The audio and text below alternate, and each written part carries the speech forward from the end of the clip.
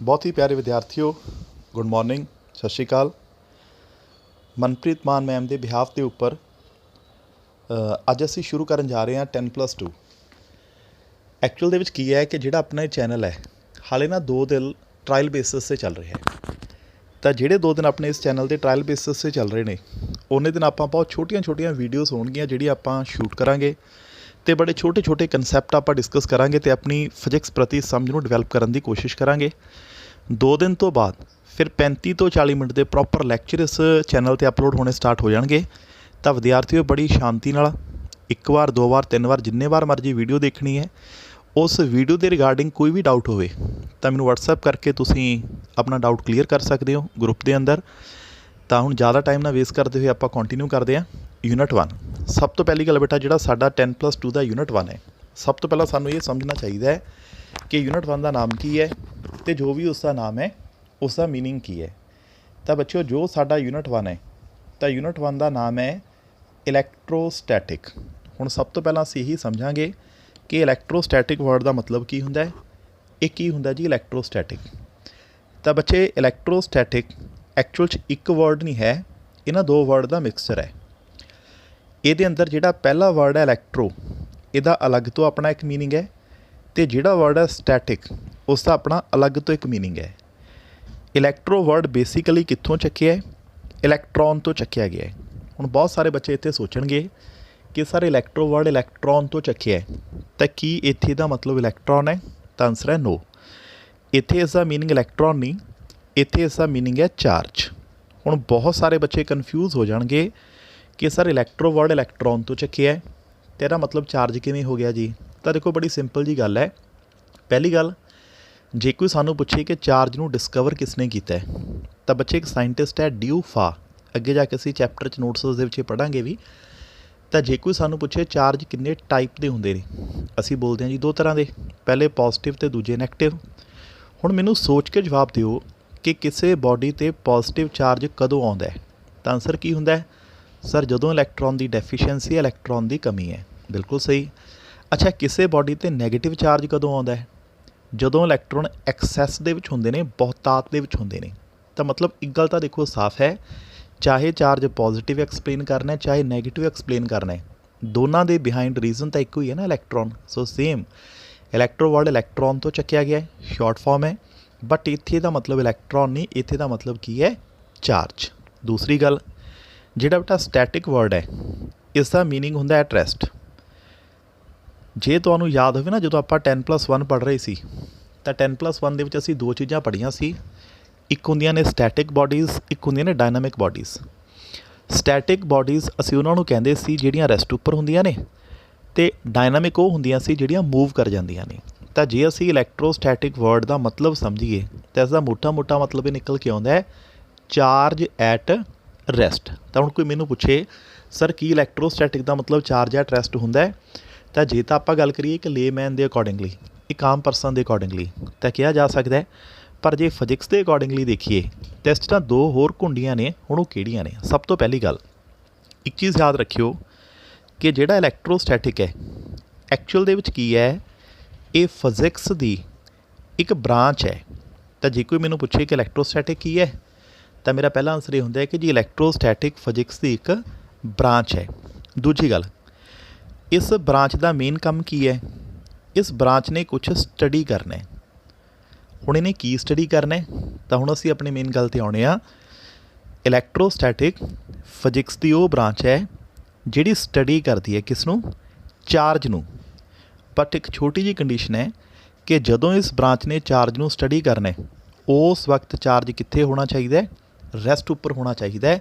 तो बच्चे साडी इलैक्ट्रोस्टैटिक की डेफिनेशन ही ये है कि जी इलैक्ट्रोस्टैटिक फिजिक्स की वो ब्रांच है जिहड़ी चार्ज नूं स्टडी करती है, बट स्टडी कदों करती है? जदों चार्ज कित्थे होगा? रेस्ट उपर। और मैनूं उम्मीद है कि तुहानूं समझ आ गया होगा कि इलैक्ट्रोस्टैटिक की हुंदा है। हुण चलदे हां अगे। तो इलैक्ट्रोस्टैटिक की है, इहदी समझ डिवेलप करन तो बाद हुण अगला क्वेश्चन अपने माइंड 'च आउंदा है कि सर असीं हुणी गल कही है कि असीं स्टडी करांगे चार्ज नूं तो चार्ज कित्थे होना चाहिए? रेस्ट उपर होना चाहिए। हुण सर सानू चार्ज रेस्ट उपर कित्थे मिलूगा? तो बच्चे बड़ा सिंपल जिहा आंसर है, देखो ਜੇ ਅਸੀਂ ਆਪਣੀ ਰੋਜ਼ਮर्रा ਦੀ ਜ਼ਿੰਦਗੀ 'ਚ ਆਪਣੀ ਡੇਲੀ ਲਾਈਫ 'ਤੇ ਨਜ਼ਰ ਮਾਰੀਏ ਤਾਂ ਨਾ ਸਾਡੇ ਕੋਲ 3 ਤਰ੍ਹਾਂ ਦੇ ਮਟੀਰੀਅਲਸ ਨੇ। ਹੁਣ ਤੁਸੀਂ ਕਹੋਗੇ ਕਿਹੜੇ? ਚਲੋ ਇਕੱਲੇ ਦੀ ਗੱਲ ਕਰਦੇ ਹਾਂ। ਪਹਿਲੇ ਮਟੀਰੀਅਲ ਉਹ ਨੇ ਜਿਨ੍ਹਾਂ ਨੂੰ ਅਸੀਂ ਬੋਲਦੇ ਹਾਂ ਕੰਡਕਟਰ, ਡਿਟੇਲ 'ਚ ਆਪਾਂ ਹੁਣੀ ਗੱਲ ਕਰਦੇ ਹਾਂ। ਦੂਸਰੇ ਮਟੀਰੀਅਲ ਉਹ ਹੁੰਦੇ ਨੇ ਜਿਨ੍ਹਾਂ ਨੂੰ ਅਸੀਂ ਬੋਲਦੇ ਹਾਂ ਸੈਮੀ ਕੰਡਕਟਰ। ਕੌਣ ਹੁੰਦੇ ਨੇ? ਆਪਾਂ ਹੁਣੀ ਗੱਲ ਕਰਾਂਗੇ। ਅੱਛਾ ਬੇਟਾ, ਤੀਸਰੇ ਉਹ ਹੁੰਦੇ ਨੇ ਜਿਨ੍ਹਾਂ ਨੂੰ ਅਸੀਂ ਬੋਲਦੇ ਹਾਂ ਇਨਸੂਲੇਟਰ। ਅਤੇ ਇਹਨਾਂ ਬਾਰੇ ਛੋਟੀਆਂ ਕਲਾਸਾਂ 'ਚ, ਲੋਅਰ ਕਲਾਸਿਸ 'ਚ ਆਲਰੇਡੀ ਤੁਸੀਂ ਪੜ੍ਹ ਕੇ ਆਏ ਹੋਏ ਹੋ। ਹੁਣ ਆਪਾਂ ਇਕੱਲੇ ਦੀ ਗੱਲ ਕਰਦੇ ਹਾਂ ਕਿ ਜੀ ਇਹਨਾਂ ਮਟੀਰੀਅਲ ਦਾ ਸਾਡੇ ਯੂਨਿਟ 1 ਦੇ ਨਾਲ ਕੀ ਰਿਲੇਸ਼ਨ ਹੈ। ਚਲੋ ਇੱਕ ਹੀ ਕਰਕੇ ਆਪਾਂ ਗੱਲ ਸ਼ੁਰੂ ਕਰਦੇ ਹਾਂ। ਸਭ ਤੋਂ ਪਹਿਲਾਂ ਅਸੀਂ ਗੱਲ ਕਰਦੇ ਹਾਂ ਕੰਡਕਟਰਸ ਦੀ। ਦੇਖੋ ਕੰਡਕਟਰ ਕੌਣ ਹੁੰਦੇ ਨੇ? ਕੰਡਕਟਰ ਉਹ ਹੁੰਦੇ ਨੇ ਜਿਨ੍ਹਾਂ ਦੇ ਅੰਦਰ ਬਹੁਤ ਸਾਰੇ ਫ੍ਰੀ ਇਲੈਕਟ੍ਰੋਨ ਹੁੰਦੇ ਨੇ, ਜਾਂ ਸਿੰਪਲ ਲੈਂਗੁਏਜ ਕੀ ਹੈ, ਕੰਡਕਟਰ ਉਹ ਹੁੰਦੇ ਨੇ ਜਿਨ੍ਹਾਂ ਦੇ ਵਿੱਚੋਂ ਕਰੰਟ ਪਾਸ ਹੋ ਜਾਂਦਾ ਹੈ। ਕਰੰਟ ਮਤਲਬ ਜਿਨ੍ਹਾਂ ਦੇ ਵਿੱਚ ਚਾਰਜ ਫਲੋ ਕਰਦਾ ਹੈ। ਹੁਣ ਗੌਰ ਕਰਿਓ, ਕੰਡਕਟਰ ਉਹ ਨੇ ਜਿਨ੍ਹਾਂ ਦੇ ਵਿੱਚ ਚਾਰਜ ਫਲੋ ਕਰਦਾ ਹੈ। ਆਪਾਂ ਨੇ ਕੀ ਕਿਹਾ ਸੀ? ਚਾਰਜ ਫਲੋ ਥੋੜ੍ਹਾ ਕਰਨਾ ਚਾਹੀਦਾ ਹੈ। ਚਾਰਜ ਕਿੱਥੇ ਹੋਣਾ ਚਾਹੀਦਾ ਹੈ? ਰੈਸਟ ਉੱਪਰ ਹੋਣਾ ਚਾਹੀਦਾ ਹੈ। ਤਾਂ ਇੱਥੋਂ ਇੱਕ ਗੱਲ ਸਾਫ਼ ਹੈ ਕਿ ਇਲੈਕਟ੍ਰੋਸਟੈਟਿਕ ਦੇ ਵਿੱਚ ਅਸੀਂ ਕੰਡਕਟਰਸ ਨੂੰ ਨਹੀਂ ਪੜ੍ਹਾਂਗੇ, ਕਿਉਂਕਿ ਕੰਡਕਟਰ ਤਾਂ ਉਹ ਨਹੀਂ ਜੀ ਜਿਨ੍ਹਾਂ 'ਤੇ ਚਾਰਜ ਫਲੋ ਕਰਦਾ ਹੈ। ਅਤੇ ਅਸੀਂ ਤਾਂ ਚਾਰਜ ਨੂੰ ਸਟੱਡੀ ਉਦੋਂ ਕਰਨਾ ਜਦੋਂ ਚਾਰਜ ਕਿੱਥੇ ਹੋਊਗਾ? ਰੈਸਟ ਉੱਪਰ। ਕੰਡਕਟਰ ਬਾਰੇ ਕੁਝ ਗੱਲਾਂ ਮੈਂ ਤੁਹਾਨੂੰ ਹੋਰ ਕਲੀਅਰ ਕਰਾਂ। ਕਈ ਵਾਰ ਐਗਜ਼ਾਮ 'ਚ ਪੁੱਛਿਆ ਜਾਂਦਾ ਜੀ ਸਭ ਤੋਂ ਬੈਸਟ ਕੰਡਕਟਰ ਕੌਣ ਹੈ? ਤਾਂ ਬੇਟਾ ਸਿਲਵਰ। ਸੈਕਿੰਡ ਦੇ ਉੱਪਰ ਕੌਣ ਹੈ? ਕਾਪਰ। ਥਰਡ ਦੇ ਉੱਪਰ ਕੌਣ ਹੈ? ਐਲੂਮੀਨੀਅਮ। ਅਤੇ ਆਇਰਨ, ਅਦਰ ਹੋਰ ਬਹੁਤ ਸਾਰੇ ਕੰਡਕਟਰ ਨੇ। ਆਲਮੋਸਟ ਜਿੰਨੀਆਂ ਵੀ ਮੈਟਲਸ ਨੇ ਇਹ ਸਾਰੀਆਂ ਕੰਡਕਟਰ ਹੀ ਹੁੰਦੀਆਂ ਨੇ। ਤਾਂ ਕੰਡਕਟਰ ਉਹ ਨੇ ਜਿਨ੍ਹਾਂ 'ਚ ਚਾਰਜ ਫਲੋ ਕਰਦਾ ਹੈ। ਹੁਣ ਕਿਉਂਕਿ ਚਾਰਜ ਫਲੋ ਕਰਦਾ ਹੈ ਤਾਂ ਯੂਨਿਟ 1 ਦੇ ਵਿੱਚ ਅਸੀਂ ਕੰਡਕਟਰ ਦੀ ਗੱਲ ਨਹੀਂ ਕਰਾਂਗੇ। ਔਰ ਇਹ ਧਿਆਨ ਵੀ ਰੱਖਿਓ, ਜਦੋਂ ਤੁਹਾਡੀ ਬੁੱਕ 'ਤੇ ਐਗਜ਼ਾਮਪਲਸ ਆਉਣਗੀਆਂ ਨਾ ਤਾਂ ਉਹਨਾਂ ਐਗਜ਼ਾਮਪਲਾਂ ਦੇ ਵਿੱਚ ਕਿਤੇ ਵੀ ਤੁਹਾਨੂੰ ਕੰਡਕਟਰ ਨਹੀਂ ਲੱਭੂਗਾ। ਇਹ ਗੱਲ ਦਾ ਧਿਆਨ ਦਿਓ। ਹੁਣ ਦੂਸਰੀ ਗੱਲ ਕਰਦੇ ਹਾਂ ਸੈਮੀ ਕੰਡਕਟਰ। ਸੈਮੀ ਕੰਡਕਟਰ ਦੀ ਜੇ ਗੱਲ ਕਰੀਏ, ਸਭ ਤੋਂ ਪਹਿਲਾ ਕੁਐਸਚਨ ਜੀ ਸੈਮੀ ਕੰਡਕਟਰ ਕੌਣ ਨੇ? ਦੇਖੋ ਇਸ ਦੇ ਨਾਮ ਨੂੰ ਗੌਰ ਕਰੋ। ਸੈਮੀ ਦਾ ਮਤਲਬ ਕੀ ਹੁੰਦਾ? ਅੱਧਾ, ਅੱਧ ਪਚੱਧਾ। ਕੰਡਕਟਰ ਆਪਾਂ ਪਹਿਲਾਂ ਗੱਲ ਕਰ ਹੀ ਚੁੱਕੇ ਹਾਂ। ਹੁਣ ਸੈਮੀ ਕੰਡਕਟਰ ਉਹ ਹੁੰਦੇ ਨੇ ਜਿਨ੍ਹਾਂ 'ਚ ਚਾਰਜ ਫਲੋ ਤਾਂ ਕਰਦਾ ਹੈ, ਖੈਰ ਉਹਨਾਂ ਵਧੀਆ ਨਹੀਂ ਫਲੋ ਕਰਦਾ ਪਰ ਫਲੋ ਕਰਦਾ ਹੈ। ਹੁਣ ਜੇ ਬੱਚੇ ਫਲੋ ਕਰਦਾ ਹੈ ਤਾਂ ਕੀ ਚਾਰਜ ਰੈਸਟ ਉੱਪਰ ਹੋ ਸਕਦਾ ਹੈ? Then answer is no. ਇਹਦਾ ਮਤਲਬ ਯੂਨਿਟ 1 ਦੇ ਵਿੱਚ ਅਸੀਂ ਸੈਮੀ ਕੰਡਕਟਰ ਦੀ ਗੱਲ ਵੀ ਨਹੀਂ ਕਰਾਂਗੇ। ਇਸ ਦੇ ਨਾਲ ਰਿਲੇਟਡ ਮੈਂ 2-3 ਐਗਜ਼ਾਮਪਲਾਂ ਦੇ ਦੇਣਾ। ਸੈਮੀ ਕੰਡਕਟਰ ਕੌਣ ਹੁੰਦੇ ਨੇ? ਦੇਖੋ ਸਿਲੀਕੌਨ, ਜ਼ਰਮੇਨੀਅਮ, ਸੈਲਨੀਅਮ, ਇਹ ਸਾਰੇ ਸੈਮੀ ਕੰਡਕਟਰ ਨੇ। ਅਤੇ ਆਪਣੇ ਸਿਲੇਬਸ ਦੇ ਵਿੱਚ ਇੱਕ ਬੜਾ ਸੋਹਣਾ ਯੂਨਿਟ ਹੈ ਯੂਨਿਟ 9, ਉਹਦੇ ਵਿੱਚ ਅਸੀਂ ਪੜ੍ਹਨੇ ਹੀ ਸੈਮੀ ਕੰਡਕਟਰ ਨੇ। ਤਾਂ ਫਿਲਹਾਲ 2 ਗੱਲਾਂ ਸਾਫ਼ ਹੋ ਗਈਆਂ ਕਿ ਜੀ ਇਲੈਕਟ੍ਰੋਸਟੈਟਿਕ ਦੇ ਵਿੱਚ ਕੰਡਕਟਰ ਅਤੇ ਸੈਮੀ ਕੰਡਕਟਰ ਨਹੀਂ ਆਉਂਦੇ। ਦੂਜੀ ਗੱਲ ਕਿਉਂ ਨਹੀਂ ਆਉਂਦੇ? ਕਿਉਂਕਿ ਇਹਨਾਂ ਦੇ ਅੰਦਰ ਤਾਂ ਚਾਰਜ ਫਲੋ ਕਰਦਾ ਹੈ।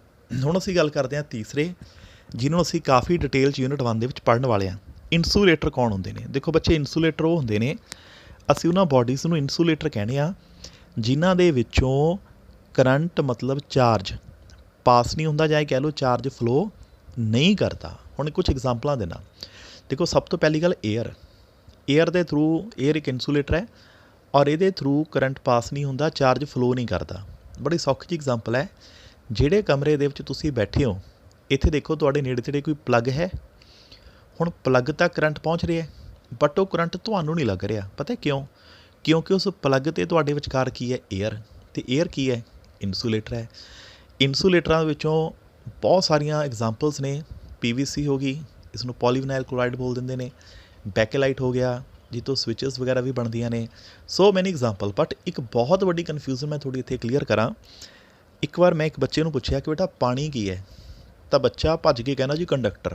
ਤਾਂ ਇਹ ਬਹੁਤ ਵੱਡਾ ਮਿਸਕਨਸੈਪਟ ਹੈ। ਜਿਹੜਾ ਪਿਓਰ ਵਾਟਰ ਹੈ ਉਹ ਇਨਸੂਲੇਟਰ ਹੈ। ਪਿਓਰ ਵਾਟਰ ਦੇ ਵਿੱਚੋਂ ਕਰੰਟ ਨਹੀਂ ਪਾਸ ਹੁੰਦਾ, ਚਾਰਜ ਫਲੋ ਨਹੀਂ ਕਰਦਾ। ਹਾਂ, ਜੇ ਉਹਦੇ 'ਚ ਇੰਪਿਓਰਟੀਜ਼ ਹੋਣ, ਟੈਪ ਵਾਟਰ, ਗਰਾਊਂਡ ਵਾਟਰ, ਤਾਂ ਥੋੜ੍ਹਾ ਬਹੁਤਾ ਕੰਡਕਟ ਕਰਦਾ, ਪਰ ਬਹੁਤਾ ਵਧੀਆ ਕੰਡਕਟਰ ਉਹ ਵੀ ਨਹੀਂ ਹੁੰਦਾ। ਸੋ ਹੁਣ ਕੁੱਲ ਮਿਲਾ ਕੇ ਗੱਲ ਇੱਥੇ ਹੈ ਕਿ ਜੀ ਕੰਡਕਟਰ 'ਤੇ ਚਾਰਜ ਫਲੋ ਕਰਦਾ ਹੈ। ਯੂਨਿਟ 1 ਦੇ ਵਿੱਚ ਅਸੀਂ ਕੰਡਕਟਰ ਨਹੀਂ ਪੜ੍ਹਾਂਗੇ। ਸੈਮੀ ਕੰਡਕਟਰ ਦੇ ਵਿੱਚ ਵੀ ਚਾਰਜ ਫਲੋ ਕਰਦਾ ਹੈ, ਅਸੀਂ ਸੈਮੀ ਕੰਡਕਟਰ ਦੀ ਗੱਲ ਵੀ ਨਹੀਂ ਕਰਾਂਗੇ। ਹਾਂ, ਇਨਸੂਲੇਟਰ ਉੱਪਰ ਚਾਰਜ ਰੈਸਟ ਉੱਪਰ ਹੁੰਦਾ ਹੈ। ਅਤੇ ਜਿਵੇਂ ਅਸੀਂ ਪਹਿਲਾਂ ਕਿਹਾ ਸੀ ਕਿ ਇਲੈਕਟ੍ਰੋਸਟੈਟਿਕ ਦੇ ਵਿੱਚ ਸਟੱਡੀ ਚਾਰਜ ਨੂੰ ਕਰਨਾ, ਅਤੇ ਚਾਰਜ ਕਿੱਥੇ ਹੋਣਾ ਚਾਹੀਦਾ ਹੈ? ਰੈਸਟ ਉੱਪਰ ਹੋਣਾ ਚਾਹੀਦਾ ਹੈ। ਤਾਂ ਮਤਲਬ ਯੂਨਿਟ 1 ਦੇ ਵਿੱਚ ਅਸੀਂ ਉਹਨਾਂ ਚਾਰਜਸ ਨੂੰ ਸਟੱਡੀ ਕਰਨ ਵਾਲੇ ਹਾਂ ਜਿਹੜੇ ਚਾਰਜ ਕਿਸ ਦੇ ਉੱਪਰ ਆਉਂਦੇ ਨੇ? ਇਨਸੂਲੇਟਰ 'ਤੇ। ਅਤੇ ਗੌਰ ਕਰਿਓ, ਤੁਹਾਡੀ ਬੁੱਕ ਦਾ ਇਹ ਚੈਪਟਰ ਜਿੱਥੋਂ ਸਟਾਰਟ ਹੁੰਦਾ ਹੈ ਉੱਥੇ ਨਾਲ ਬਹੁਤ ਸਾਰੀਆਂ ਐਗਜ਼ਾਮਪਲਸ ਦਿੱਤੀਆਂ ਨੇ, ਜਿਵੇਂ ਕੌਮ ਦੀ ਐਗਜ਼ਾਮਪਲ, ਡਰਾਈ ਹੇਅਰ ਦੀ ਐਗਜ਼ਾਮਪਲ, ਗਲਾਸ ਰੋਡ ਦੀ ਐਗਜ਼ਾਮਪਲ, ਐਬਨਾਈਟ ਰੋਡ ਦੀ ਐਗਜ਼ਾਮਪਲ, ਕਲੋਥ ਦੀ ਐਗਜ਼ਾਮਪਲ, ਫਰ, ਐਬਨਾਈਟ, ਹੈ ਨਾ, ਸੋ ਮੈਨੀ ਐਗਜ਼ਾਮਪਲ। ਬਟ ਇਹ ਸਾਰੀਆਂ ਐਗਜ਼ਾਮਪਲਾਂ ਗੌਰ ਨਾਲ ਸੋਚਿਓ, ਇਹ ਕੌਣ ਨੇ? ਇਹ ਸਾਰੇ ਦੇ ਸਾਰੇ ਹੀ ਇਨਸੂਲੇਟਰ ਨੇ। ਸੋ ਹੁਣ ਮੇਰੇ ਖਿਆਲ ਨਾਲ ਕਲੀਅਰ ਹੋ ਗਿਆ ਹੋਣਾ ਕਿ ਯੂਨਿਟ 1 ਦੇ ਵਿੱਚ ਅਸੀਂ ਸਟੱਡੀ ਕਿਸ ਨੂੰ ਕਰਨਾ ਹੈ? ਅਸੀਂ ਸਟੱਡੀ ਕਰਨਾ ਹੈ ਚਾਰਜ ਨੂੰ। ਬਟ ਕਿਹੜਾ ਚਾਰਜ ਜਿਹੜਾ ਕਿਹਦੇ ਉੱਪਰ ਆਊਗਾ? ਇਨਸੂਲੇਟਰ 'ਤੇ। ਅਤੇ ਜਦੋਂ ਚਾਰਜ ਕਿਸੇ ਇਨਸੂਲੇਟਰ ਦੇ ਉੱਪਰ ਆਉਂਦਾ, ਚਾਰਜ ਹਮੇਸ਼ਾ ਕਿੱਥੇ ਹੁੰਦੇ ਨੇ? ਰੈਸਟ ਉੱਪਰ ਹੁੰਦੇ ਨੇ। ਹੁਣ ਅਗਲਾ ਕੁਐਸਚਨ, ਸਰ ਇਨਸੂਲੇਟਰ 'ਤੇ ਚਾਰਜ ਆਉਂਦਾ ਕਿਵੇਂ ਹੈ? Very interesting. ਸਰ ਇਨਸੂਲੇਟਰ 'ਤੇ ਚਾਰਜ ਆਉਂਦਾ ਕਿਵੇਂ ਹੈ? ਤਾਂ ਬੇਟਾ ਇਸੇ ਹੀ ਚੈਨਲ ਦੇ ਉੱਪਰ ਮੈਂ ਨਾ 2 ਵੀਡੀਓਜ਼ ਅਪਲੋਡ ਕੀਤੀਆਂ ਨੇ। ਉਹ ਛੋਟੀਆਂ ਵੀਡੀਓਜ਼ ਨੂੰ ਧਿਆਨ ਨਾਲ ਦੇਖਿਓ। ਉਹਨਾਂ ਵੀਡੀਓਜ਼ ਦੇ ਵਿੱਚ ਕੀ ਹੈ ਆਪਾਂ ਉਹਦੀ ਗੱਲ ਵੀ ਕਰਦੇ ਹਾਂ। ਬਟ ਸਭ ਤੋਂ ਪਹਿਲਾਂ ਮੈਂ ਇਹ ਕਲੀਅਰ ਕਰਾਂ ਕਿ ਇਨਸੂਲੇਟਰ 'ਤੇ ਚਾਰਜ ਆਉਂਦਾ ਕਿਵੇਂ ਹੈ। ਤਾਂ ਬੇਟਾ ਜਦੋਂ ਵੀ ਕਿਸੇ ਇਨਸੂਲੇਟਰ 'ਤੇ ਚਾਰਜ ਆਉਂਦਾ ਹੈ, ਉਹਦਾ ਇੱਕੋ ਇੱਕ ਮੈਥਡ ਹੈ, ਉਹ ਹੈ ਰਬਿੰਗ। ਜਦੋਂ ਅਸੀਂ 2 ਚੀਜ਼ਾਂ ਨੂੰ ਆਪਸ ਦੇ ਵਿੱਚ ਰੱਬ ਕਰਦੇ ਹਾਂ, ਰਗੜਦੇ ਹਾਂ, ਇਨਸੂਲੇਟਰਸ ਨੂੰ, 2 ਇਨਸੂਲੇਟਰਸ ਨੂੰ ਆਪਸ 'ਚ ਰੱਬ ਕਰਦੇ ਹਾਂ, ਰਗੜਦੇ ਹਾਂ, ਤਾਂ ਉਹਨਾਂ 'ਤੇ ਕੀ ਹੁੰਦਾ ਹੈ ਕਿ ਚਾਰਜ ਡਿਵੈਲਪ ਹੋ ਜਾਂਦਾ ਹੈ। ਤਾਂ ਅੱਗੇ ਜਾਣ ਤੋਂ ਪਹਿਲਾਂ ਆਪਾਂ ਕੁਝ ਐਗਜ਼ਾਮਪਲਾਂ ਲੈ ਕੇ ਚੱਲਦੇ ਹਾਂ। ਦੇਖੋ 1-2 ਵੀਡੀਓਜ਼ ਤਾਂ ਮੈਂ ਆਲਰੇਡੀ ਪਾਈਆਂ ਵੀ ਨੇ। ਹੁਣ ਪਹਿਲਾਂ ਮੈਂ ਉਹਨਾਂ ਵੀਡੀਓਜ਼ ਦੀ ਗੱਲ ਕਰਦਾ, ਫਿਰ 1-2 ਐਕਟੀਵਿਟੀਆਂ ਨਾ ਤੁਸੀਂ ਘਰ ਕਰਕੇ ਦੇਖਣੀਆਂ ਨੇ। ਦੇਖੋ ਪਹਿਲੀ ਵੀਡੀਓ ਦੇ ਅੰਦਰ ਕੀ ਹੈ ਕਿ ਜਿਹੜੀਆਂ ਆਪਣੀਆਂ ਥਰਮੋਕੋਲ ਦੀਆਂ ਪਲੇਟਸ ਹੁੰਦੀਆਂ ਨੇ, ਘਰਾਂ 'ਚ ਆਪਾਂ ਡਿਸਪੋਜ਼ਲ ਪਲੇਟ ਯੂਜ਼ ਕਰਦੇ ਹਾਂ ਨਾ, ਇੱਕ ਡਿਸਪੋਜ਼ਲ ਦੀ ਪਲੇਟ ਲੈ ਲਓ ਅਤੇ ਦੂਸਰੇ ਪਾਸੇ ਕੱਪੜਾ ਲੈ ਲਓ। ਨੋਟ ਕਰੋ ਦੋਨੋਂ ਇਨਸੂਲੇਟਰ ਨੇ। ਜਦੋਂ ਤੁਸੀਂ ਡਿਸਪੋਜ਼ਲ ਦੀ ਪਲੇਟ ਨੂੰ ਉਸ ਕੱਪੜੇ ਨਾਲ ਰਗੜੋਗੇ ਤਾਂ ਉਸ ਦੇ ਉੱਪਰ ਇੱਕ ਚਾਰਜ ਆ ਜਾਂਦਾ ਹੈ। ਅਤੇ ਵੀਡੀਓ ਅੰਦਰ ਤੁਹਾਨੂੰ ਦਿਖਾਇਆ ਗਿਆ ਕਿ ਜਦੋਂ 2 ਪਲੇਟਾਂ ਨੂੰ ਨੇੜੇ ਲੈ ਕੇ ਆਉਣੇ ਆ, ਉਹ ਰਿਪੈਲ ਕਰਦੀਆਂ ਨੇ। ਅਤੇ ਰਿਪੈਲ ਕੌਣ ਕਰਦਾ ਹੁੰਦਾ? Similar charge. ਐਵੇਂ ਇੱਕ ਐਗਜ਼ਾਮਪਲ ਉਸ ਦੇ ਵਿੱਚ ਹੋਰ ਦਿੱਤੀ ਹੋਈ ਹੈ ਤੁਹਾਨੂੰ ਕਿ ਇੱਕ ਜਿਹੜੇ ਆਪਣੇ ਘਰਾਂ 'ਚ ਬਿਜਲੀ ਵਾਲੇ ਪਾਈਪ ਹੁੰਦੇ ਨੇ, PVC ਪਾਈਪ, ਉਹਨੂੰ ਕੱਪੜੇ ਨਾਲ ਰਗੜਿਆ ਅਤੇ ਇੱਕ ਕੇਨ, ਜਿਹੜਾ ਕੋਲਡ ਡਰਿੰਕ ਵਾਲਾ ਕੇਨ ਹੁੰਦਾ ਹੈ, ਤੁਸੀਂ ਦੇਖਿਓ ਜਿਹੜਾ ਰੋਡ ਹੈ ਨਾ PVC ਵਾਲਾ, ਉਹਨੂੰ ਅਟਰੈਕਟ ਕਰਦਾ ਹੈ।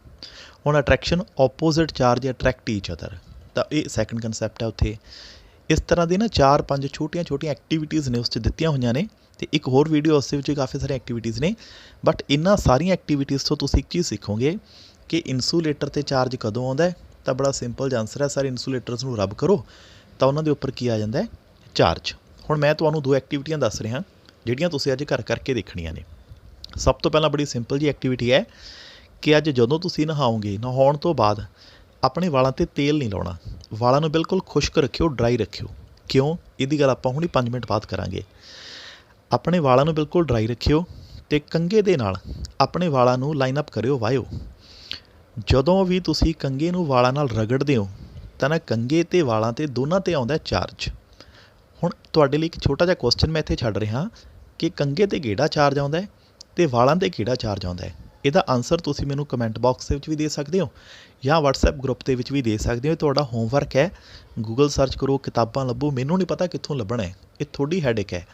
ਬਟ ਜਿੰਨਾ ਚਿਰ ਤੁਸੀਂ ਖੁਦ ਕੋਸ਼ਿਸ਼ ਨਹੀਂ ਨਾ ਕਰਦੇ, ਫਿਜ਼ਿਕਸ ਨਹੀਂ ਆਉਣੀ। ਤਾਂ ਹੋਮਵਰਕ ਕੀ ਹੈ ਕਿ ਜਦੋਂ ਕੰਘੇ ਨੂੰ ਵਾਲਾਂ ਨਾਲ ਰਗੜਿਆ ਜਾਂਦਾ ਹੈ, ਦੱਸੋ ਕੰਘੇ 'ਤੇ ਕਿਸ ਟਾਈਪ ਦਾ ਚਾਰਜ ਆਇਆ ਅਤੇ ਵਾਲਾਂ 'ਤੇ ਕਿਸ ਟਾਈਪ ਦਾ ਚਾਰਜ ਆਇਆ। ਹੁਣ ਕਰਨਾ ਕੀ ਹੈ, ਜਿਹੜਾ ਉਹ ਕੰਘਾ ਹੈ, ਕਾਗਜ਼ ਦੇ ਨਾ ਛੋਟੇ ਟੁਕੜੇ ਕਰ ਲਿਓ ਅਤੇ ਉਸ ਕੰਘੇ ਨੂੰ ਕਾਗਜ਼ ਦੇ ਟੁਕੜਿਆਂ ਦੇ ਨੇੜੇ ਲੈ ਕੇ ਜਾਇਓ। ਤਾਂ ਜਿਵੇਂ ਕਾਗਜ਼ ਦੇ ਟੁਕੜਿਆਂ ਦੇ ਨੇੜੇ ਲੈ ਕੇ ਜਾਓਗੇ, ਤੁਸੀਂ ਕੀ ਨੋਟ ਕਰੋਗੇ ਕਿ ਉਹ ਕਾਗਜ਼ ਦੇ ਟੁਕੜਿਆਂ ਦਾ ਇੱਕ ਕਿਨਾਰਾ ਕੰਘੇ ਦੇ ਨਾਲ ਚਿਪਕ ਜੂਗਾ। ਹੁਣ ਇਹ ਐਕਟੀਵਿਟੀ ਸਿਰਫ ਇੰਨਾ ਹੀ ਸ਼ੋਅ ਕਰ ਰਹੀ ਹੈ ਕਿ ਹਾਂਜੀ ਰਬਿੰਗ ਦੇ ਨਾਲ ਕੀ ਹੋਈ ਹੈ? ਚਾਰਜਿੰਗ ਹੋਈ ਹੈ। ਸੋ ਐਸੀਆਂ ਬਹੁਤ ਸਾਰੀਆਂ ਐਗਜ਼ਾਮਪਲਸ ਨੇ ਹੋਰ ਵੀ। ਇਹ ਤਾਂ ਮੈਂ ਉਹ ਐਗਜ਼ਾਮਪਲ ਦਿੱਤੀ ਹੈ ਜਿਹੜੀ ਮੋਸਟ ਪੋਪੂਲਰ ਐਗਜ਼ਾਮਪਲ ਹੈ। ਸੋ ਇਸ ਤਰ੍ਹਾਂ ਦੀਆਂ 2 ਵੀਡੀਓਜ਼ ਮੈਂ ਅਪਲੋਡ ਕੀਤੀਆਂ ਨੇ ਅਤੇ ਉਹਨਾਂ ਵੀਡੀਓਜ਼ ਦੇ ਵਿੱਚ ਇਹ ਇੱਕ ਕਨਸੈਪਟ ਨੂੰ ਕਲੀਅਰ ਕਰਨ ਦੀ ਕੋਸ਼ਿਸ਼ ਕੀਤੀ ਹੈ। ਤਾਂ ਸਾਰੇ ਬੱਚੇ ਵੀਡੀਓਜ਼ ਜ਼ਰੂਰ ਦੇਖਣ। ਹੁਣ ਆਪਣਾ ਕੁਐਸਚਨ ਇਹ ਸੀ ਕਿ ਸਰ ਇਨਸੂਲੇਟਰ 'ਤੇ ਚਾਰਜ ਕਿਵੇਂ ਆਉਂਦਾ ਹੈ? ਤਾਂ ਮੇਰੇ ਖਿਆਲ ਆਨਸਰ ਸਭ ਨੂੰ ਮਿਲ ਗਿਆ ਕਿ ਇਨਸੂਲੇਟਰਸ ਨੂੰ ਰੱਬ ਕਰਨ ਦੇ ਨਾਲ, ਆਪਸ ਦੇ ਵਿੱਚ ਰਗੜਨ ਦੇ ਨਾਲ ਉਹਨਾਂ ਦੇ ਉੱਪਰ ਕੀ ਆ ਜਾਂਦਾ ਹੈ? ਚਾਰਜ। ਹੁਣ ਇੱਕ ਬਹੁਤ ਹੀ ਇੰਪੋਰਟੈਂਟ ਕੁਐਸਚਨ, ਸਰ ਕੀ ਇਨਸੂਲੇਟਰਸ ਨੂੰ ਰੱਬ ਕਰਨ ਤੋਂ ਬਾਅਦ ਹਮੇਸ਼ਾ ਚਾਰਜ ਆਉਂਦਾ ਹੈ? ਤਾਂ ਬੜਾ ਸਾਫ਼ ਜਿਹਾ ਆਨਸਰ ਹੈ ਨੋ। ਸਰ ਜੇ ਚਾਰਜ ਹਮੇਸ਼ਾ ਨਹੀਂ ਆਉਂਦਾ ਫਿਰ ਕਦੋਂ ਆਉਂਦਾ ਹੈ? ਤਾਂ ਬੇਟਾ 3 ਕੰਡੀਸ਼ਨਸ ਨੇ। ਜੇ ਤਾਂ ਉਹ 3 ਕੰਡੀਸ਼ਨਾਂ ਓਕੇ ਹੋ ਗਈਆਂ, ਦੇਖੋ ਰਬਿੰਗ ਤੋਂ ਬਾਅਦ ਚਾਰਜ ਆ ਜਾਓ। ਜੇ ਤਿੰਨਾਂ 'ਚੋਂ ਕੋਈ ਕੰਡੀਸ਼ਨ ਵੀ ਫੇਲ ਹੋ ਗਈ ਤਾਂ ਜਿੰਨੀ ਮਰਜ਼ੀ ਰਬਿੰਗ ਕਰ ਲਿਓ, ਚਾਰਜ ਨਹੀਂ ਆਉਣਾ। ਹੁਣ ਉਹ ਕਿਹੜੀਆਂ 3 ਕੰਡੀਸ਼ਨਸ ਨੇ, ਆਓ ਗੱਲ ਕਰਦੇ ਹਾਂ। ਦੇਖੋ ਸਭ ਤੋਂ ਪਹਿਲੀ ਕੰਡੀਸ਼ਨ ਇਹ ਹੈ ਕਿ ਜਿਹੜੀਆਂ ਬਾਡੀਜ਼ ਨੂੰ ਆਪਸ ਦੇ ਵਿੱਚ ਰੱਬ ਕਰਨਾ, ਉਹ ਦੋਨੋਂ ਬਾਡੀਜ਼ ਇਨਸੂਲੇਟਰ ਹੋਣੀਆਂ ਚਾਹੀਦੀਆਂ ਨੇ। ਹੁਣ ਇਹਦੇ ਉੱਪਰ ਨਾ ਤੁਹਾਡੀ ਬੁੱਕ ਦੇ ਉੱਪਰ ਬਹੁਤ ਸਾਰੇ ਕੁਐਸਚਨ ਨੇ, ਮੈਂ ਨਾਲ ਕਨਸੈਪਚੁਅਲ ਵੀ ਕਲੀਅਰ ਕਰਦਾ ਜਾਊਂਗਾ। ਤੁਹਾਡੀ ਬੁੱਕ 'ਤੇ ਕੁਐਸਚਨ ਦਿੱਤਾ ਹੋਇਆ ਹੈ, ਕਹਿੰਦੇ ਜਦੋਂ ਅਸੀਂ ਗਲਾਸ ਰੋਡ ਨੂੰ ਸਿਲਕ ਦੇ ਕੱਪੜੇ ਨਾਲ ਰੱਬ ਕਰਦੇ ਹਾਂ, ਚਾਰਜਿੰਗ ਹੋ ਜਾਂਦੀ ਹੈ ਜੀ। ਜੇ ਅਸੀਂ ਕਾਪਰ ਦੇ ਰੋਡ ਨੂੰ, ਕਾਪਰ ਬੋਲ ਰਹੇ ਹਾਂ, ਕਾਪਰ ਦੇ ਰੋਡ ਨੂੰ ਕੱਪੜੇ ਨਾਲ ਰੱਬ ਕਰੀਏ ਕੀ ਚਾਰਜਿੰਗ ਹੋਊਗੀ? ਤਾਂ ਆਂਸਰ ਹੈ ਨੋ। ਦੇਖੋ ਬੜਾ ਆਂਸਰ ਸਿੰਪਲ ਜਿਹਾ ਇੱਥੋਂ ਹੀ ਆਇਆ। ਆਪਾਂ ਨੇ ਕਿਹਾ ਜਿਨ੍ਹਾਂ ਨੂੰ ਰੱਬ ਕਰਨਾ ਦੋਨੋਂ ਇਨਸੂਲੇਟਰ ਹੋਣੇ ਚਾਹੀਦੇ ਨੇ। ਦੇਖੋ ਗਲਾਸ ਰੋਡ ਇੱਕ ਇਨਸੂਲੇਟਰ ਹੈ, ਸਿਲਕ ਦਾ ਕੱਪੜਾ ਵੀ ਇਨਸੂਲੇਟਰ ਹੈ, ਇੱਥੇ ਤਾਂ ਚਾਰਜਿੰਗ ਹੋ ਸਕਦੀ ਹੈ। ਬਟ ਕਾਪਰ ਇਨਸੂਲੇਟਰ ਥੋੜ੍ਹਾ ਹੈ, ਤਾਂ ਸਾਡਾ ਆਂਸਰ ਸਾਫ਼ ਹੋਊਗਾ ਕਿ ਨਹੀਂ ਜੀ ਇੱਥੇ ਕੋਈ ਚਾਰਜ ਨਹੀਂ ਆਉਣਾ। ਦੂਸਰੀ ਗੱਲ, ਸੋ ਪਹਿਲੀ ਕੰਡੀਸ਼ਨ ਦੋਨੋਂ ਕੀ ਹੋਣ? ਇਨਸੂਲੇਟਰ। ਹੁਣ ਦੂਸਰੀ ਗੱਲ ਇਹ ਹੈ ਕਿ ਜਿਨ੍ਹਾਂ ਬਾਡੀਜ਼ ਨੂੰ ਰੱਬ ਕਰਨਾ ਉਹਨਾਂ ਦੇ ਵਿਚਕਾਰ ਫ੍ਰਿਕਸ਼ਨ ਦਾ ਹੋਣਾ ਜ਼ਰੂਰੀ ਹੈ। 10+1 ਚੈਪਟਰ 3B ਫ੍ਰਿਕਸ਼ਨ ਤੁਸੀਂ ਬਹੁਤ ਡਿਟੇਲ 'ਚ ਪੜ੍ਹਿਆ ਹੋਇਆ ਹੈ। ਹੁਣ ਬਹੁਤ ਬੱਚੇ ਇੱਥੇ ਸੋਚਣਗੇ ਕਿ ਚਾਰਜ ਦੇ ਵਿੱਚ ਫ੍ਰਿਕਸ਼ਨ ਕਿੱਥੋਂ ਆ ਗਈ? ਬਸ ਇਹੀ ਸਭ ਤੋਂ ਵੱਡੀ ਗੇਮ ਹੈ ਜਿਹੜੀ ਸਾਰੇ ਚੈਪਟਰ ਨੂੰ ਕੰਟਰੋਲ ਕਰਦੀ ਹੈ। ਤੁਸੀਂ ਇੱਕ ਚੀਜ਼ ਨੋਟ ਕਰਿਓ, ਜਿੱਥੋਂ ਨਾ ਤੁਹਾਡਾ ਯੂਨਿਟ 1 ਸ਼ੁਰੂ ਹੁੰਦਾ ਹੈ, ਪਹਿਲੇ ਹੀ ਟੌਪਿਕ ਦਾ ਨਾਮ ਪੜ੍ਹਿਓ ਕੀ ਹੈ। ਉੱਥੇ ਨਾਮ ਲਿਖਿਆ ਹੋਇਆ ਹੈ ਫ੍ਰਿਕਸ਼ਨਲ ਇਲੈਕਟ੍ਰੀਸਿਟੀ, ਮਤਲਬ ਫ੍ਰਿਕਸ਼ਨ ਕਰਕੇ ਹੋਣ ਵਾਲਾ ਚਾਰਜ। ਇਹਦਾ ਮਤਲਬ ਚਾਰਜ ਦੇ ਵਿੱਚ ਕਿਤੇ ਨਾ ਕਿਤੇ ਫ੍ਰਿਕਸ਼ਨ ਦਾ ਰੋਲ ਤਾਂ ਦੇਖੋ ਹੈ। ਹੁਣ ਉਹ ਫ੍ਰਿਕਸ਼ਨ ਦਾ ਕੀ ਰੋਲ ਹੈ ਆਪਾਂ ਹੁਣੀ 2 ਮਿੰਟ ਬਾਅਦ ਗੱਲ ਕਰਾਂਗੇ। ਬਟ ਹੁਣ ਥੋੜ੍ਹਾ ਟਾਈਮ ਪਹਿਲਾਂ ਸੋਚੋ, ਹੁਣ ਤੋਂ ਜਸਟ 1 ਮਿੰਟ ਪਹਿਲਾਂ ਇਸੇ ਵੀਡੀਓ ਦੇ ਵਿੱਚ ਮੈਂ ਤੁਹਾਨੂੰ ਇੱਕ ਗੱਲ ਕਹੀ ਸੀ। ਮੈਂ ਤੁਹਾਨੂੰ ਇਹ ਕਿਹਾ ਸੀਗਾ ਕਿ ਤੁਹਾਡੇ ਵਾਲ ਖੁਸ਼ਕ ਹੋਣੇ ਚਾਹੀਦੇ ਨੇ, ਤੇਲ ਨਹੀਂ ਲਾਉਣਾ, ਡਰਾਈ ਹੋਣੇ ਚਾਹੀਦੇ ਨੇ। ਉਹਦੀ ਵਜ੍ਹਾ ਇਹੀ ਸੀ ਕਿਉਂਕਿ ਜੇ ਤੁਹਾਡੇ ਵਾਲ ਖੁਸ਼ਕ ਡਰਾਈ ਹੋਣਗੇ ਦੇਖੋ ਫੇਰ ਹੀ ਫ੍ਰਿਕਸ਼ਨ ਹੋਊਗੀ। ਤਾਂ 2 ਕੰਡੀਸ਼ਨਾਂ ਹੋ ਗਈਆਂ। ਪਹਿਲੀ ਗੱਲ ਦੋਨੋਂ ਬਾਡੀਜ਼ ਕੀ ਹੋਣ? ਇਨਸੂਲੇਟਰ ਹੋਣ। ਦੂਸਰੀ ਗੱਲ ਦੋਨਾਂ ਦੇ ਵਿਚਕਾਰ ਕੀ ਹੋਵੇ? ਫ੍ਰਿਕਸ਼ਨ। ਹੁਣ ਇੱਕ ਤੀਸਰੀ ਕੰਡੀਸ਼ਨ ਹੈ ਜਿਹੜੀ ਸਭ ਤੋਂ ਵੱਧ ਇੰਪੋਰਟੈਂਟ ਹੈ। ਥਰਡ ਕੰਡੀਸ਼ਨ ਇਹ ਹੈ ਕਿ ਜਿਹੜੀਆਂ 2 ਬਾਡੀਜ਼ ਨੂੰ ਰੱਬ ਕਰਨਾ ਹੈ, ਰਗੜਨਾ ਹੈ, ਉਹਨਾਂ ਦੋਨਾਂ ਦਾ ਜਿਹੜਾ ਵਰਕ ਫੰਕਸ਼ਨ ਹੈ ਉਹ ਡਿਫਰੈਂਟ ਹੋਣਾ ਚਾਹੀਦਾ ਹੈ।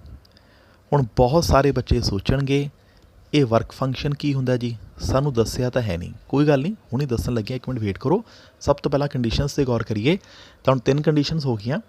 ਪਹਿਲੀ ਗੱਲ ਬਾਡੀਜ਼ ਇਨਸੂਲੇਟਰ ਹੋਣ, ਦੂਸਰੀ ਗੱਲ ਦੋਨਾਂ ਦੇ ਵਿਚਕਾਰ ਫ੍ਰਿਕਸ਼ਨ ਹੋਵੇ, ਤੀਸਰੇ ਜਿਹੜੇ ਉਹਨਾਂ ਦੇ ਵਰਕ ਫੰਕਸ਼ਨ ਨੇ ਨਾ ਉਹ ਡਿਫਰੈਂਟ ਹੋਣ, ਅਲੱਗ ਦੇ ਹੋਣ। ਹੁਣ ਕੁਐਸਚਨ ਇੱਥੇ ਹੀ ਖੜਾ ਹੁੰਦਾ ਹੈ, ਇਹ ਸਰ ਵਰਕ ਫੰਕਸ਼ਨ ਕੀ ਹੁੰਦਾ ਹੈ? ਤਾਂ ਮੈਂ ਬੜੀ ਸੌਖੀ ਜਿਹੀ ਭਾਸ਼ਾ ਸਮਝਾਉਣਾ। ਮੰਨ ਲਓ ਬੇਟਾ ਮੇਰੇ ਕੋਲ ਇੱਕ ਬਾਡੀ ਇੱਥੇ ਕਿਤੇ ਪਈ ਹੈ ਔਰ ਇਹਦੇ ਵਿੱਚ ਇੱਥੇ ਇੱਕ ਇਲੈਕਟ੍ਰੋਨ ਹੈ। ਮੈਂ ਇਹ ਚਾਹੁੰਦਾ ਕਿ ਇਲੈਕਟ੍ਰੋਨ ਇਸ ਬਾਡੀ ਤੋਂ ਬਾਹਰ ਆ ਜਾਏ। ਹੁਣ ਸੋਚ ਕੇ ਦੱਸਿਓ ਕਿ ਜੇ ਕਿਸੇ ਵੀ ਬਾਡੀ ਦੇ ਵਿੱਚੋਂ ਇਲੈਕਟ੍ਰੋਨ ਬਾਹਰ ਕੱਢਣਾ ਹੋਵੇ ਤਾਂ ਸਾਨੂੰ ਕੀ ਦੇਣੀ ਪੈਂਦੀ ਹੈ? ਐਨਰਜੀ ਦੇਣੀ ਪੈਂਦੀ ਹੈ ਨਾ। ਬਸ ਕਿਸੇ ਵੀ ਇਲੈਕਟ੍ਰੋਨ ਨੂੰ ਕਿਸੇ ਸਰਫੇਸ ਤੋਂ ਬਾਹਰ ਕੱਢਣ ਲਈ ਮਿਨੀਮਮ ਘੱਟੋ ਘੱਟ ਜਿੰਨੀ ਐਨਰਜੀ ਸਾਨੂੰ ਦੇਣੀ ਪੈਣੀ ਹੈ ਉਸ ਨੂੰ ਹੀ ਬੋਲਦੇ ਨੇ ਵਰਕ ਫੰਕਸ਼ਨ। ਆਪਾਂ ਇੱਕ ਐਗਜ਼ਾਮਪਲ ਲੈਂਦੇ ਹਾਂ। ਮੰਨ ਲਓ ਮੇਰੇ ਕੋਲ ਇੱਕ ਟੇਬਲ ਪਿਆ ਹੈ ਔਰ ਮੈਂ ਕਹਤਾ ਕਿ ਇਸ ਟੇਬਲ ਦਾ ਵਰਕ ਫੰਕਸ਼ਨ ਹੈ 10 ਜਾਊਲ। ਸਪੋਜ਼ ਐਗਜ਼ਾਮਪਲ ਲੈ ਕੇ ਚੱਲਦੇ ਹਾਂ, ਇਮੈਜਨਰੀ ਐਗਜ਼ਾਮਪਲ। ਹੁਣ ਇਹਦਾ ਮਤਲਬ ਪਤਾ ਕੀ ਹੈ ਕਿ ਜੇ ਟੇਬਲ 'ਚੋਂ ਇਲੈਕਟ੍ਰੋਨ ਕੱਢਣਾ ਹੈ ਘੱਟੋ ਘੱਟ ਐਨਰਜੀ ਕਿੰਨੀ ਚਾਹੀਦੀ ਹੈ? 10 ਜਾਂ 10 ਤੋਂ ਜ਼ਿਆਦਾ। ਹੁਣ ਜੇ ਐਨਰਜੀ 10 ਜਾਊਲ ਤੋਂ ਘੱਟ ਹੈ ਤਾਂ ਜ਼ੋਰ ਲਾ ਲਓ ਇਸ ਤੋਂ ਇਲੈਕਟ੍ਰੋਨ ਨਹੀਂ ਨਿਕਲ ਸਕਦਾ। ਬਸ ਆਹੀ ਹੁੰਦਾ ਵਰਕ ਫੰਕਸ਼ਨ। ਤਾਂ ਕਿਸੇ ਵੀ ਸਰਫੇਸ ਦੇ ਵਿੱਚੋਂ ਇਲੈਕਟ੍ਰੋਨ ਨੂੰ ਬਾਹਰ ਕੱਢਣ ਲਈ ਮਿਨੀਮਮ ਘੱਟੋ ਘੱਟ ਜਿੰਨੀ ਐਨਰਜੀ ਸਾਨੂੰ ਦੇਣੀ ਪੈਣੀ ਹੈ ਉਸੇ ਨੂੰ ਹੀ ਬੋਲਦੇ ਨੇ ਵਰਕ ਫੰਕਸ਼ਨ। ਹੁਣ 3 ਕੰਡੀਸ਼ਨਸ ਕਲੀਅਰ ਨੇ। ਸਭ ਤੋਂ ਪਹਿਲੀ ਗੱਲ ਬਾਡੀਜ਼ ਕੀ ਹੋਣ? ਇਨਸੂਲੇਟਰ, ਜਿਨ੍ਹਾਂ ਨੂੰ ਰੱਬ ਕਰ ਰਹੇ ਹਾਂ। ਦੂਜੀ ਗੱਲ ਉਹਨਾਂ ਦੇ ਵਿਚਕਾਰ ਕੀ ਹੋਵੇ? ਫ੍ਰਿਕਸ਼ਨ ਹੋਵੇ। ਤੀਸਰੀ ਗੱਲ ਉਹਨਾਂ ਦੇ ਵਰਕ ਫੰਕਸ਼ਨ ਕੀ ਹੋਣ? ਡਿਫਰੈਂਟ ਹੋਣ। ਬਟ ਇੱਕ ਲਾਸਟ ਕੰਸੈਪਟ, ਕਿਉਂਕਿ ਬਹੁਤੀ ਲੰਬੀ ਵੀਡੀਓ ਮੈਂ ਨਹੀਂ ਕਰ ਪਾਊਂਗਾ, ਹਾਲੇ ਫਸਟ ਟਰਾਇਲ ਬੇਸਿਸ 'ਤੇ ਆਪਣਾ ਚੱਲ ਰਿਹਾ ਹੈ। ਹੁਣ ਕੁਐਸਚਨ ਇਹ ਹੈ ਕਿ ਸਰ ਚਲੋ 3 ਕੰਡੀਸ਼ਨਾਂ ਪੂਰੀਆਂ ਵੀ ਕਰਤੀਆਂ, ਇਹਦੇ ਨਾਲ ਚਾਰਜਿੰਗ ਕਿਵੇਂ ਹੋ ਜਾਂਦੀ ਹੈ? ਆਓ ਸਮਝਦੇ ਹਾਂ। ਰਬਿੰਗ ਦੇ ਵਿੱਚ ਐਸਾ ਕਿਹੜਾ ਜਾਦੂ ਹੁੰਦਾ ਕਿ ਅਸੀਂ ਬਾਡੀ ਨੂੰ ਰਬ ਕਰਦੇ ਹਾਂ ਤੇ ਚਾਰਜਿੰਗ ਹੋ ਜਾਂਦੀ ਹੈ? ਤਾਂ ਬੱਚੇ ਹੁਣ ਆਪਾਂ ਇਸ ਚੀਜ਼ ਨੂੰ ਬਹੁਤ ਧਿਆਨ ਨਾਲ ਸੁਣਨਾ ਹੈ। ਰਬਿੰਗ ਦੇ ਵਿੱਚ ਐਸਾ ਕਿਹੜਾ ਜਾਦੂ ਹੈ ਕਿ ਚਾਰਜਿੰਗ ਹੋ ਜਾਂਦੀ ਹੈ? ਤਾਂ ਦੇਖੋ ਐਕਚੁਅਲ ਦੇ ਵਿੱਚ ਹੁੰਦਾ ਕੀ ਹੈ, ਤਾਂ ਮੈਂ ਤੁਹਾਨੂੰ ਸਮਝਾਉਣ ਲੱਗਿਆ ਕਿ ਜਦੋਂ ਅਸੀਂ ਬਾਡੀਜ਼ ਨੂੰ ਰਬ ਕਰਦੇ ਹਾਂ, ਰਗੜਦੇ ਹਾਂ,